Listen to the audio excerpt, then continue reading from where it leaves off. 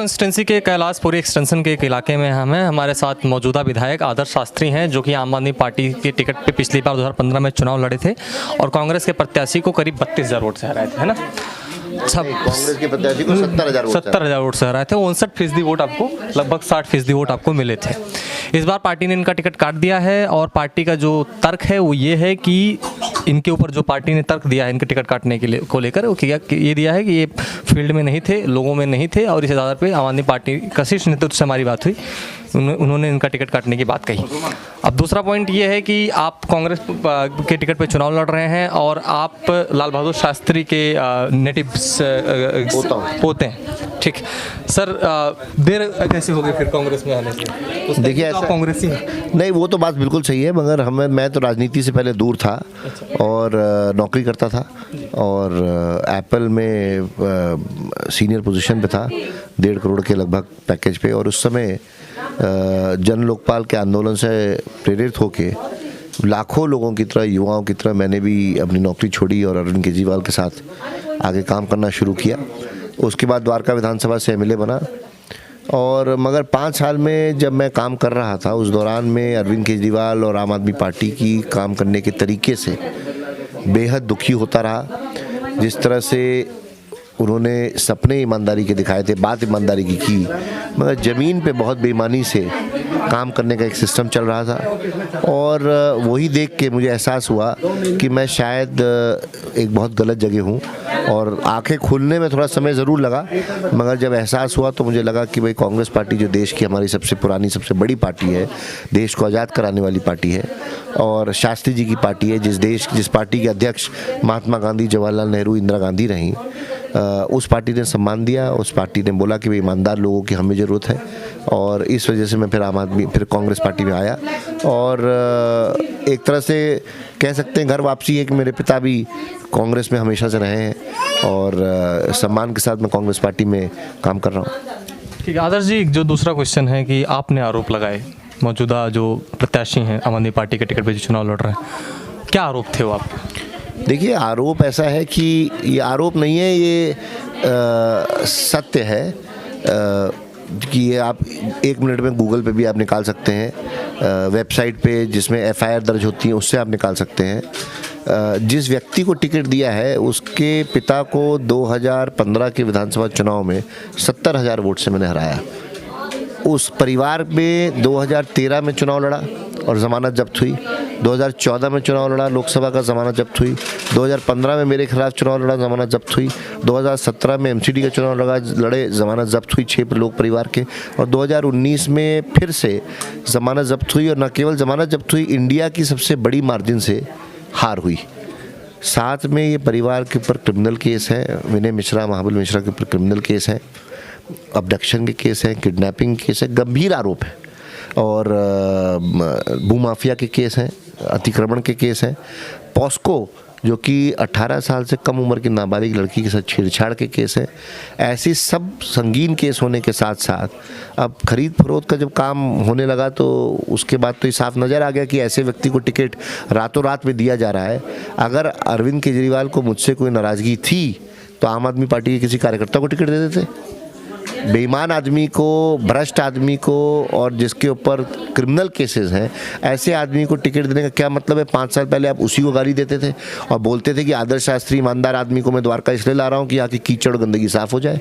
अब वही कीचड़ और गंदगी को अपना लिया तो भ्रष्ट कौन हुआ? ठीक है, भले ही आपको टिकट नहीं मिला हो, आप चुनाव फिर भी लड़ रहे हैं, एक दूसरे टिकट पे लड़ रहे हैं। आप 5 साल विधायक थे, काम की मेरिट है? बिल्कुल काम। देखिए ऐसा है, मैं अभी क्षेत्र में घूम रहा हूँ, आप भी मेरे साथ घूम रहे हैं। 5 साल पहले तक इस विधानसभा को दिल्ली की 5 सबसे पिछड़ी विधानसभा में माना जाता था। जो बुनियादी समस्याएं हैं उसका, बुनियादी जरूरत तक का यहाँ पे उसका कोई हल नहीं था। बुनियादी से मेरा मतलब है पानी, सीवर, सड़क, नाली, बिजली, इन तरह की सहूलियतें भी यहाँ नहीं थी। पिछले 5 सालों में अधिकांश इलाकों में पानी पहुंचाया गया है। अभी भी कई ऐसे इलाके जहाँ पानी नहीं पहुंचा है, मगर अधिकांश इलाके में पानी पहुंच गया। लगभग पिछले कुछ 1 वर्ष से यहाँ पे नालियाँ, सीवर, सड़कों का काम चल रहा है। 70% विधानसभा के इलाके में जो बुनियादी ज़रूरतें थी उनका काम पूरा हुआ और एक सम्मानजनक जीवन दिल्ली देश की राजधानी है, इसमें आके कोई भी रहता है तो इसको एक सम्मानजनक जीवन मिलना चाहिए। उस उद्देश्य से मैंने काम किया है और आज यहाँ पे लगभग बहुत सारा काम पूरा हो चुका है और अगले 1 से 1.5 साल के अंदर मैं समझता हूँ इस विधानसभा में किसी भी गली में कहीं पे भी रहने वाला व्यक्ति ये बोल पाएगा गर्व से कि हम देश की राजधानी दिल्ली के एक नागरिक हैं। सर एक लास्ट क्वेश्चन, और ये इसलिए मैं पूछ रहा हूँ क्योंकि मैं व्यक्तिगत अपने ऑब्जर्वेशन पे पूछ रहा हूँ। लोगों को ये नहीं पता है कि उनका कैंडिडेट कौन है, उनका कैंडिडेट का नाम क्या है, उसका बैकग्राउंड क्या है, लेकिन लोगों का जो एक तरह का दिमाग में केजरीवाल का एक इमेज फिट हो गया है, उससे कैसे पार पाएंगे आदर्श शास्त्री? देखिए ऐसा है कि द्वारका विधानसभा का चुनाव बड़ा रोचक है, बड़ा अलग है। यहाँ का चुनाव द्वारका विधानसभा के वोटर के स्वाभिमान का चुनाव है। यहाँ का चुनाव ये बात का है कि केजरीवाल ने अगर टिकट बेच दिया है तो क्या वोटर का ईमान भी खरीद लिया है। ये चुनाव उस चीज़ का, ये चुनाव सच्चाई और झूठ के बीच का है, ये चुनाव ईमानदारी और बेईमानी के बीच का है, ये चुनाव शराफत और गुंडागर्दी के बीच का है। तो ये चुनाव यहाँ के काम के मुद्दे पे है। देखिए क्षेत्र का जो विधायक होता है कितनी ईमानदारी से काम करे उससे निर्भर करता है। अगल बगल में अलग अलग क्षेत्र हैं, विधानसभाएँ हैं, आप जाके देख सकते हैं, वहाँ पर कहीं काम नहीं हुआ।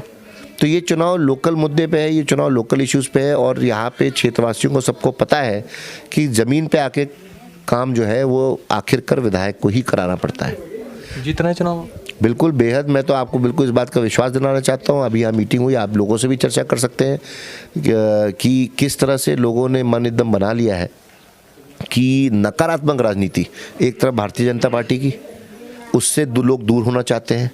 जो समाज को, देश को तोड़ने वाली राजनीति है उससे लोग दूर होना चाहते हैं, और दूसरी तरफ जो भ्रष्टाचार और गुंडागर्दी की राजनीति है लोग उसको भी नहीं चाहते।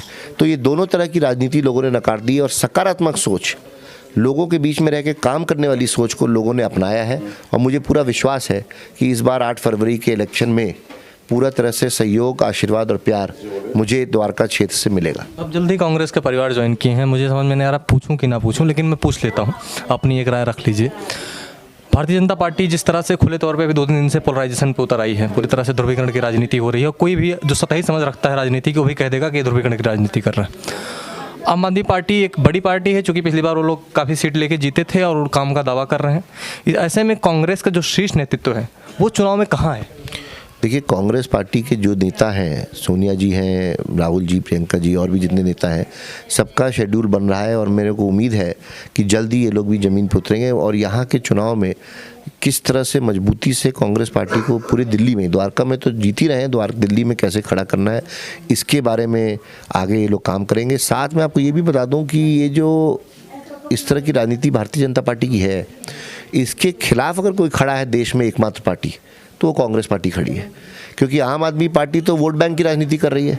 मैंने अरविंद केजरीवाल से एक बार पूछा कि नागरिकता कानून पे आपकी क्या राय है, क्योंकि नागरिकता कानून तो गरीब के खिलाफ है, हिंदू मुस्लिम की तो बात ही नहीं है, इसमें गरीब के खिलाफ है, गरीब के खिलाफ है। अब ये बैठी हैं, बहन जी सामने बैठी हैं, इनके पिताजी का क्या इनके पास कागज़ होगा जन्म का, या ये है इनके किसी के इनका कागज़ होगा क्या, गांव में जहां पैदा हुए इनका कागज होगा, नहीं होगा। तो ये गरीब आदमी के खिलाफ है कानून, और इस कानून के जिसमें गरीब आदमी पे कागज नहीं होंगे उसको आप कहेंगे कि आप भारत के नागरिक नहीं हो, चाहे हिंदू हो, चाहे मुसलमान हो, सिख हो, ईसाई हो। गरीब आदमी कहाँ से कागज लाएगा? और कांग्रेस पार्टी इस पे बोल रही है, लड़ रही है, कानून गलत है। आम आदमी पार्टी तो उसमें भी चुप है। मैंने अरविंद केजरीवाल से पूछा तो बोलते हैं इसमें वोट बैंक खराब हो जाएगा। देश के अकेले मुख्यमंत्री हैं 29 राज्यों में जिन्होंने नागरिकता कानून के खिलाफ नहीं बोला, कह रहे मेरा वोट बैंक खराब हो जाएगा। वो डिप्लोमेटिक टाइप की, तो ये वोट बैंक की पॉलिटिक्स बता तो रहा हूँ। वोट, अब दिल्ली की जनता बेवकूफ़ नहीं बनने वाली है। वोट बैंक नहीं है कि आग बंद करके बटन लगा दिया, आपने 20 रुपये का टिकट फ्री दे दिया डीटीसी का, या आपने 200 रुपये की बिजली फ्री दे दी, तो जनता मूर्ख नहीं है। पिछली बार 2015 में चुनाव हुए, उसके बाद द हिंदू ने एक लेख लिखा, मैं उस समय पत्रकारिता पढ़ ही रहा था, तो मैंने उस आर्टिकल को जब पढ़ा तो उसमें लिखा गया था कि इतनी सफलता, इतनी सीटें आम आदमी पार्टी की इसलिए हैं क्योंकि कांग्रेस का वोट आम आदमी पार्टी को मिला है। क्या जो वोट शिफ्ट हुआ था वो फिर से कैसे बैक आए, क्या प्लान है? देखिए ये ट्रेडिशनल वोट सारा जो है कांग्रेस पार्टी का वोट है, और यहाँ पे हमारी विधानसभा में भी कांग्रेस पार्टी का वोट है। जिस तरह से कांग्रेस पार्टी की सोच है, जिस तरह से काम कर रहे हैं, लेकिन लोगों को साथ लेके चलने वाला, समाज को जोड़ने वाला काम ये कांग्रेस पार्टी करती आई है, कांग्रेस पार्टी कर रही है। आम आदमी पार्टी किसी भी ऐसे मुद्दे पे चुप है जिस पे उनको एक पोजीशन लेनी चाहिए। वो इसलिए चुप है क्योंकि वो ये सोचती है कि हमारा वोट बैंक खराब हो जाएगा। मगर अगर दिल्ली के गरीब इंसान के लिए, गरीब आदमी के लिए, गरीब परिवार के लिए खड़े नहीं हो तो गरीब परिवार भी आपके लिए खड़ा नहीं है। ठीक है, बीजेपी कह रही है कि नरेंद्र मोदी ने काम किया है, हम काम के आधार पर दिल्ली में वोट मांगेंगे। केजरीवाल इतना दम भर रहे हैं कि हम काम के आधार पर वोट मांग रहे हैं। 15 साल में शीला दीक्षित ने जो इस प्रदेश के लिए किया, कांग्रेस पार्टी उस चीज़ को लेकर क्यों नहीं आगे आ रही? कर रही कांग्रेस पार्टी का तो हम तो हर जगह जहाँ चर्चा करते हैं यही बात करते हैं कि जो दिल्ली के कई इलाकों में जो खूबसूरती हुई, जो दिल्ली में जो देश की राजधानी बनने का होने का जो गर्व है वो शीला दीक्षित के समय में हुआ, जिसमें फ्लाईओवर आए, मेट्रो आए, जो बड़े बड़े काम है जिससे आज दिल्ली एक जैसे विश्व स्तरीय शहर माना जाता है, उसमें नींव रखने का जो काम है वो शीला जी ने किया। मेट्रो यहाँ लाई, इतना पोल्यूशन होता था, जो ये CNG बस आई ये शीला जी लाई। उसके बाद जो निजीकरण हुआ बिजली कंपनियों का, ये उन्होंने किया। तो ये काम की शुरुआत, नींव रखने का काम उन्होंने किया। और बड़ी बड़ी यूनिवर्सिटी बने, कॉलेज बने, ये काम उन्होंने किया। और अरविंद केजरीवाल जो बात करते हैं वो तो विज्ञापन दे के उसमें विज्ञापन देते हैं, सोचते हैं जनता गुमराह हो जाएगी।